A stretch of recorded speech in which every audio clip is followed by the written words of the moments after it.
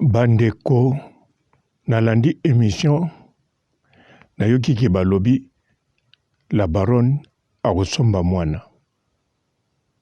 Bon, émission yango selekaki. Nga namoni yango na retard. Normalement nalingaki natika yango. Mais soki nazolobela yango eza vraiment très important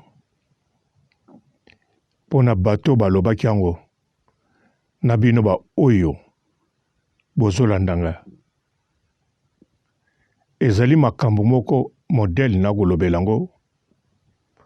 En tout cas bandeko ezali du sérieux. Eza kaka makambo ya internet te, mais ezali très important ebongi bino moko bolandango boyoka boluka bisika bokotia maloba onga na lobi pona likambo oyo balobi Karine Mokonzi akosomba mwana. Nayoki yango mbala liboso baloba Karine akosomba mwana. Nanu nayoka yango te banda nayeba la baronne banda nalandaka. Nayebi te soki elobama deja. Mais nayoki yango mbala moko na retard mais na réagir. Mbote bapapa bamama bandeko. Mbote barando na barandonnette. Mbote batoyo balingaka rando na ba oyo balingaka rando te. Mbote ba jeune garçon na ba jeune fille. Mbote bana mike na ba bébé. Mbote ba Sainte Anoirite, Sainte Thérèse, Sainte Ingrid Kabongo. Bandeko, la baronne, ce totali bien makambo balobelaka ye, ya zemi abotaka te makambo ebele ezwi temps molai. Lelo o balobi akosomba bana. Majorité ya bato balobaka yango baza pe ba mama. Baza pe basi. Misusu babota, misusu nanu baboti te, misusu bakoma tina bakoko. Bandeko, soki nga na kolobela yango, en tout cas, soki natali mokili ndenge tambolaka. Natali na tango bakoko tina mokola lelo pe malobo tolobaka. Bana bazali mapamboli ya Nzambe. Nakanisa moto nyonso yo ngai na ye kuna tolobaka ngo mbalebele. Bana bazali mapamboli ya Nzambe. Me bandeko tango tozoloba makambo yo. Bien sûr misusu balobaka ngo pona distraction, ba misusu balobaka ngo pona rando. Mais na ka ya la baronne o balobaka pona distraction na rando bakoma moke. Mais o balobaka ngo penza réellement na kati ya mitema na bango na kanda nyonso bakoma ebele. Ebele yango pe baza basi. Yango wana na ye naloba. La baronne ye moko pa lobaka yango.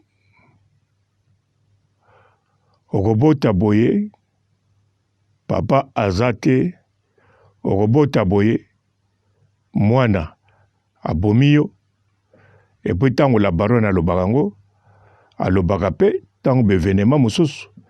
Eleki na internet omoni mwana ya 20 quelque abomi mama na ye ya 40 quelque mwasi kitoko mpe asalaka mpe aza na temps ebele ya kovivre. Wana ezali ntango la baron alobaka yango eza te mpo aloba na bino ke bobota te, eza toujours mpo alakisa ke bana bazali mapamboli ya Nzambe. Bana ntango basi babotaka bana to bana ntango babotamaka na mokili oyo ezalaka te sur commande, ezalaka te sur mesure, ezalaka mpe te ke oza sir okobota to kobota te. Yango wana bandeko, ntango tolandaka makambo wana liboso obie misusu tomonaka yango rando, misusu divertissement. Me ntango ezokoma na bato ebele, nombre moko ya makasi, ezoloba makambo bongo, faut tosala attention. Ndenge nalobi, faut kotala na bakoko oyo babota bakoko na biso, sima ba o babota bapara na biso, sima o biso moko toboti to o tokobota, sima tokanisa ntango biso tokokoma bapara. Faut kotala sikoyo bakoko ya bakoko oyo babota te na bakoko babota botala makambo yango ekendeke ndenge nini. Soki nalobi bongo parce que même na l'église, même na internet, bokoma kolobela malédiction ya 4 générations. Nzoka parmi bato ebele bazali awa, soki natuni ye abetela ngai kombo na lisolo ata moke ya koko na ye ya 4e génération, premièrement ayebi ye même pas, ayebi na histoire na ye te. Bandeko, eza très important. 4e génération eza mosika mingi te, eza nango kaka pembeni. Nakanisa bandeko na biso mosusu balia na poto neti ya Sénégalais o babunda guerre mondiale, bakoko yeba 4e génération na bango grâce po bakoko na bango babunda guerre mondiale.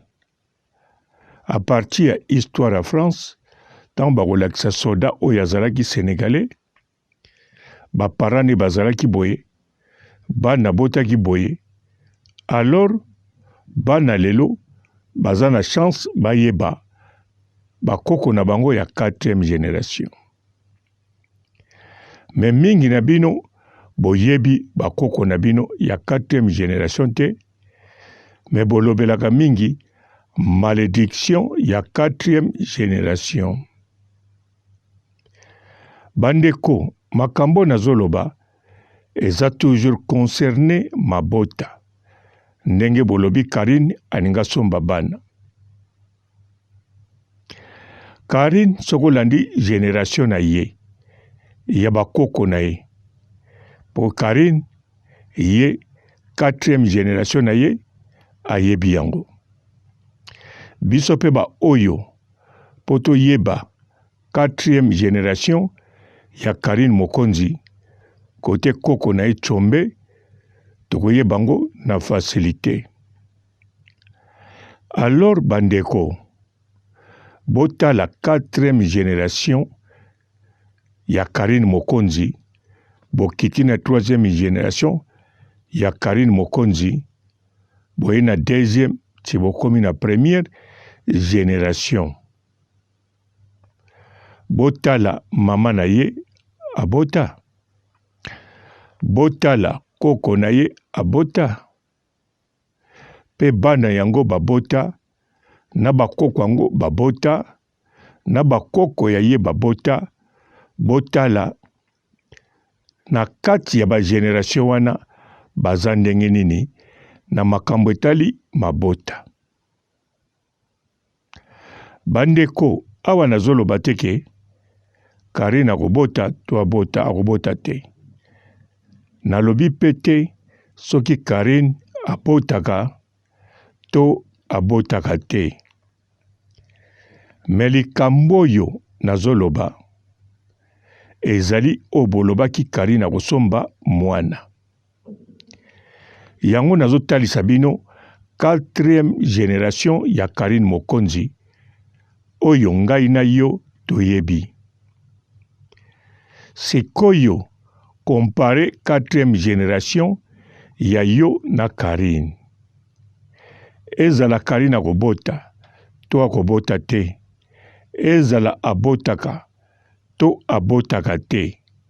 Sikoyo compare 4 génération na yo.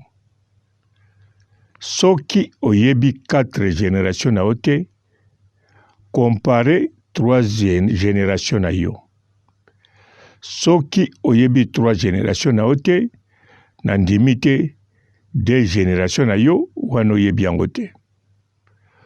Compare, tala ndenge bobotaka, tala nombre bozali, tala na famille ndenge bobotami na ndenge yo obotami. Soki yo po boti na ya yo pe tala, soki nano boti te tala ba obabota bota. Sima nango na kata ba génération wana tala pe ba oyo bakufi. Bakufi na circonstance nini. Tala pe ba oyo baza vivant. Bamenaka vie nini. Tala pe ba o babota bango. Na vie ya couple bazala ndenge nini. Donc calculer nyonso wana. Po parce que tango ozobota mwana po akola. Ozobota mwana po ozala fier. Mwana oyoyo kolo apesi yo oyo abotami akola malamu pe azala mutu na vie pe ya bota asala pe abota pe bana wana pe bazala malamu, éducation malamu, makambo ya malamu, surtout bakoma mikolo. Elingi koloba boye. Ba oyo bakobota masima bango mutu bakotika na mokili bako remplacer ba oyo babota bango. Ba o babota bango bakotika biso bango bakokola. Alors ndeko oyo yo olobaka Karine abotaka te, olobaka Karine akobota te, lelo oyo olobi Karine akosomba mwana. Tala siko malamu likambo na lobi ya ba génération Karine bisika wuti na yo. Na lobi bien ezala Karine aboti to aboti te. Metala oya yo na ya Karine. Ozomona penza Karine soko aboti to aboti te eza grave to ndenge nini. Nazoloba po yeba bien otala. Karine alobaka ngo ye moko.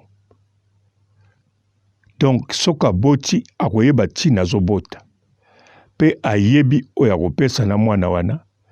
Pe ayebi oyo alingi mwana na ye azala. Surtout oyo akosala pona mwana na ye. Po ndenge akobota mwana soka boti ezali mapambola Nzambe. Ndenge mwana abando kola premièrement Nzambe liboso pezo dépendre na bango ba parents donc na Karine na mutoyo bakobota ne mwana. Yango Karine alobaka na biso toujours na bokebi pe na ndenge ya logique. me yo olobaka Karine abotaka te. Karine akobota te. Lelo oyo Karine akosomba mwana. Ndeko soki Karine akosomba mwana, lokola 4 génération na ye, na makambo etali mabota, na makambo etali éducation, na makambo etali kokola, ezali positif. Donc soki Karine aboti te, ezali pe positif, toujours parce que Karine auti na famille oyoyo, côté makambo kobota, ba problème ezalaka te. Côté kobota bakolaka pe bazali oyo biso nyonso toyebi. Côté éducation, côté makambo mosusu. Oyo ezo manke na ba famille na biso. Oyo ezo manke na bato ebele oyo bazoloba na ye abotaka te, akobota te, to akosomba mwana ndenge bolobi sikoyo. Karine ye oyo akolobela ye mabe na makambo wana ozomiseka yo moko. Po eza na ba famille même bino lelo awa bolobaka ngo même na ba commentaire to na ba émission to na kobenga bolobaka ngo olinga te mwana na yo azwa banzela oyo sali. Banzela oyo sali ya mabe omoni efuti eloko te, lelo oyo chanze. Nayokaka bino ntango bolobaka. Menga ntango nayokaka bino ntango bolobaka, na komprandraka ke bo chanze te. Mukende ba chanze, mingi ba chanze te. Ezali nde mokili mute chanze bango. Mokili chanze bango na makambo bamoni te, mena nzoto na âge o bakomi nango. Soki totali bandeko mosusu bakokoloba, nga nalandaki loyenge mingi, kaka ba concert, lelo obwati oyo, lelo obwati oyo, lelo pe efuta biso eloko te, yango bana na nga lokwa bakoli, bakomi na ba 20 ans na ba âge wana nga na banda, tie na ye kosilisa kala mingi te, na tiki yango nalingi te bango balanda banzela wana. Bino tango bolobaka bongo automatiquement nga papa robo na comprendre. Otiki yango po komi na 45 ans, okomi na 50 ans, po na ndimi te modèle ozali sikoyo, okende bina na boîte ozako kende na 20 ans, na 25 ans. Na ndimi te kokende sala loyenge na buzoba mosusu oyo banda kosala na 30 ans. Na ndimi te. Bozomona ndenge ezali. Bien sûr eza na bato tina ba 50 ans, ba 60 ans, ba 70 ans, bakendeke na bango pe ba boîte. Bakontinuaka kosala oyo esengeli. Me misusu wana soki bazosala yango, bango bazosentir oyo kaka bazosentir, balingi kopesa biso explication te, bazosalela kaka nzoto na bango. Me yo ntango ekopesa biso explication, ekokozala solo to ekokozala ozomiyoka soni. Yango tomonaka bato ebele, même na WhatsApp na ye, azokokotya foto na ye te parce que azomiyoka soni ye moko. Azobanga. Bamisu baka na Facebook te po alingi te, bamisusu po amoni bafoto akotya te. Bafoto eza nango me ye moko azomikitisa ye moko. Azosepela te modèle akomi. Alors bandeko, soko za bongo, omimonaka yo moko, omibangaka yo moko, omiyokaka yo moko soni. soko ekoloba na nga ozonga su na buzoba wana te olingi bana no bakende bongo te nga na kozwa maloba no na importance te. Donc soko oza papa to mama nakomono kaka ozali mama oyo yo bana no lelo soki vie ekei komplike eza yo. Yango wana inutile olobaka ke Karine akobota te, abotaka te, akosomba bana. Parce que yo ndenge oza wana, ndenge ozomibombama,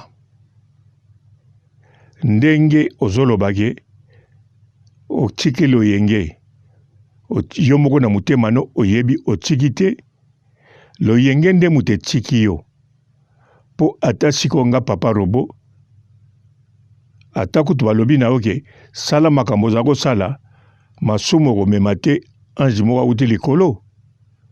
Eloko liboso koyebisa ange, zonga na likolo, loba, bona kokosala, ata masumu nanga bakokonte te, me wapi nzoto yango, wapi nini boye, wapi boye. Donc elakisi, pona kolobela Karine, tala génération Karine awuti. Botalaka kaka te oyo bomonaki ndenge botalaki tango mama Charlotte alobaki makambo alobaki. Po mama Charlotte aza na bana na ye babotami bazokola pe bazokende modèle tango mosusu koleka yo. Bien sûr bana Congo. Yango wana polo bana Karine fota la 4 génération na ye na oya yo. Ezali très important. Soko tali yango okoyeba sikoyo Karine abota te aza toujours na position ya malamu. Karine abotaka to abotaka te aza toujours na position ya malamu. Karine asomba mwana aza toujours na position ya malamu. Mama tala mwana abota te. Yebisanga sikoyo muta génération ya époque ya famille na yo na 4 génération na yo wana. Na mama tala mwana compare bango sikoyo. Ata bota 150 bana compare. Tonga na compare leyo. Eloko liboso okoloba. To botaka poto tika na mutu na mukili. Po ye babando yebake obota. A partir na yeso bamoni bayebi ke oyo mwana ya nani oyo. Bazo reconnaître okaka. Kotika elembo. Ok. Nandimi maloba no lobi. Toke na mama tala mwana. Soka kufi. Ye kombone kobunga. Ya komonana te. Akomonana. Bako yeba ye koleka yo. Bako yeba ye koleka yo kotika 150 bana. Preuve eza nango musika te. Preuve eza kaka wana. Tangelanga kokono ya 4e génération oyebi ete. Etanke ye mutabota ki bakoko na yo, bakoko no baboti bakoko mosusu, baboti bapara na yo, baboti yo. Alors soka tika ki elembo, baye bakaye na bana na ye, na bakoko na ye, yo moko oza descendant na ye, okwaye koyeba ye. Me Karine ayebi koko na ye chombe. Na koko na ye chombe ayebi na nabotaki chombe. Donc na makambo etali kobota. Bako compare Karine boko lobane biloko wana te po azana négative moko wana te. Nazo repetango. Abota te pa Karine eza négative te. Abotaka te eza négative te. Asomba mwana ezali toujours positive. Toke na kosomba mwana. Kosomba mwana autrement dit ezali sorte ya koadopte mwana. Madonna adopta bana aza pe na oyo ya bota. Siko tango Madonna adopta mwana na opa bota za na ye. Madonna asantiraka nini? Asantiraka ke aza na mwana te kaka mwana moko wana? Non. Asantiraka aza na bana. Bana wana basantiraka pe baza na mama. Surtout mwana ya Madonna oya mutu mwindo. Ayebi meme papa oya bota ye. Tango azaki bebe ayebaki ete. Me papa ngo babimisa ye na ba internet, babimisa ye na ba television, akoma ko déclarer mwana na ye. Mwana Madonna mema pe tina Afrique, bakutana pe na papa na ye, bakutana batalana pe mwana ayebi kaka mama na ye Madonna. Bazonga pe na Madonna wa alingi ne susu kokende te amona papa na ye esili. Donc Madonna ayebi ke mwana wana aza ya ye. Aza ya papa wana mosusu te. Mwana pe ayebi mama na ye Madonna. Eza papa wana te. Alors Angelica Jo aza na bana bota pe adopta ebele. Bana wana bayebi ye mama. Pe bamonaki mama, pe babengaki mama, pe balingaki lokola mama. Eza négative moko te, eza positive bandeko. Soki tokei na Congo, ezali pe na bato ndenge wana. Même parmi biso, eza na bato ebele, bana badopta te, me balokota bango. Eza na bana mosusu, balokota te, me basomba bango, oui. Illégalement, basomba na bopital. Mwasi aboti, balobi mwana no akufi, ndenge lisolo o Gloire Olanga betelaka biso, aboti mwana, asimbi eka 2 minutes, atikali komona ete tango akufaki, na tango bakundaki ye. Mingi pe na hôpital baza bongo. Mwana ye kokufa, tanga bimi pa na yo moni yo simbi ye, bakene kuna balobi mwana kufi, nzoka mwana kufi te, mbala moko, bateki na moto mosusu. Soki poza mbamba olingo mona ye, bakolakisa mwana mosusu, oya kufaki, balakisi na baparent bele, yo pe balakisi yo, balobi hôpital biso moto okunda bango. Esili. Bateki yo mwana. To bino bozalaka boye pe, misusu basomba bino pe, illégal. Mais ti lelo oyebaka te ke wana aza mama no te, aza papa no te. Bozo comprendre. Yango wana boya kolobake. Karine Mokonzi un jour akosomba bana. Karine Mokonzi abotaka te akobota. Bobanda koloba, boko continue koloba. Sans ke botalaka ke muto bozolobela. Azali na génération moko, arbre moko, ba descendant moko, vi na bango eza positive. Modèle babotama na modèle bakoko na bango babota, bakoko mosusu. Po Karine aza na koko na ye, bozomona koko na ye, na mama na ye. Me koko wana abotamaki pe na bandeko. Po botala modèle bazali. Siko talaka ya yo. Tala surtout oyo po boti. Soki yo, au vivre déjà malheur ya 4e génération, toyo ocha malheur ya 4e génération na vie na yo.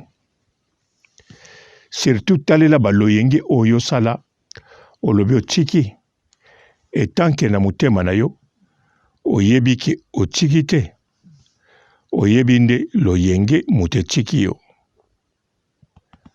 Bandeko esalaki ngai vraiment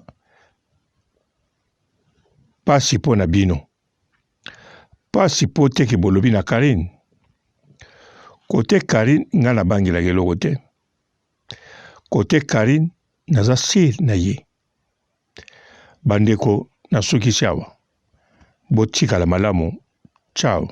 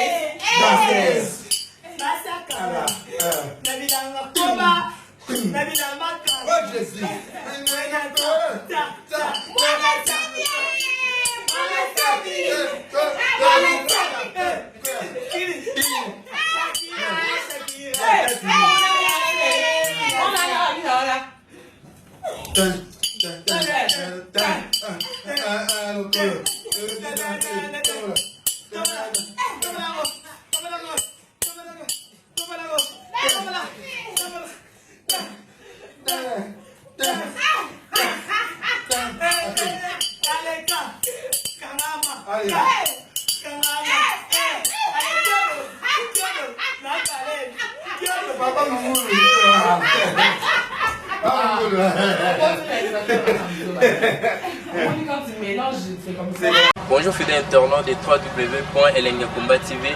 Bonjour, bonsoir, balandi nyonso ya Elengi ya Komba, Congolaise TV. Partout dans le monde, partout où vous êtes, partout où vous êtes, Elengi ya Komba TV vraiment. Bonjour, bonsoir, na abonné bafa nyonso ya Elengi ya Komba Congolais TV. Bonjour à mon boss, on a appelé ça vraiment un pandi. Bonjour à mon boss, JP Kiama. Je salue mon boss Balobi, boss de boss Babi, JP Kiama. Bonjour, la Elengi ya Komba, Congolaise TV vraiment. Ramon Lazana, chef de chaque topo, il y a boss de JP Kiama, et boss de boss, il y a un donc Maxime Tolo Lazaki. Ya boss na biso JP Kiama, nzambe na ngai, ba boss bazali, ba boss bazali. JP Kiama, le boss des boss. Napesi d'abord bonjour, tu vas mbote belé, na mon boss JP Kiama, on a rosa ngisaote. Donc na ko le kati sana, napesa mon boss JP Kiama, boss des boss. Bonjour fidèles internautes de www.elengiakomba TV. Bonjour, bonsoir, balandi nyonso ya Elengi ya Komba, Congolaise TV. Partout dans le monde, partout où vous êtes, partout où vous êtes, Elengi ya Komba TV vraiment. Bonjour, bonsoir, na abonné bafa nyonso ya Elengi ya Komba Congolais TV. Bonjour à mon boss, on a appelé ça vraiment un pandi. Bonjour à mon boss, JP Kiama. Je salue mon boss Balobi, boss de boss Babi, JP Kiama. Bonjour, balingaka elenge ya komba Congolais TV vraiment ngamona naza wana chaîne na biso ya kitoko ya boss na biso JP Kiama ta aye boss de boss ya nyama ya danger donc bakisa mtalongola zaki ya boss na biso JP Kiama nzambe na ngai ba boss bazali ba boss bazali JP Kiama le boss des boss. Napesi d'abord bonjour te ba mbote belé na mo boss JP Kiama wana na kozangisa ote donc na ko leka te sana napesa mo boss JP Kiama boss des boss. Mbote belé partout dans le monde, partout où vous êtes, partout où vous êtes, Elengi ya Komba TV vraiment. Bonjour, bonsoir na ba abonné ba fan nyonso ya Elengi ya Komba Congolais TV. Bonjour à mon boss, on a appelé ça vraiment un pandi. Bonjour à mon boss JP Kiama. Je salue mon boss Balobi, boss des boss, Babi JP Kiama. Bonjour na balingaka elenge ya komba Congolais TV vraiment ngamona naza wana chaîne na biso ya kitoko ya boss na biso JP Kiama ta aye boss de boss ya nyama ya danger donc bakisa mtalongola zaki ya boss na biso JP Kiama nzambe na ngai ba boss bazali ba boss bazali JP Kiama le boss des boss. Napesi d'abord bonjour te ba mbote belé na mo boss JP Kiama wana na kozangisa ote donc na ko leka te sana napesa mo boss JP Kiama boss des boss.